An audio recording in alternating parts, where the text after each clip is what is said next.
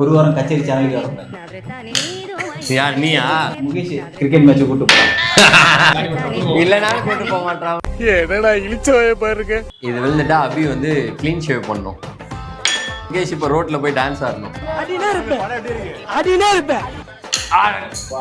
தீபக் எங்க எல்லாருக்குமே வந்து ட்ரீட் வைக்கணும் கிளாஸ் ஓபன் பண்ணதுக்கு.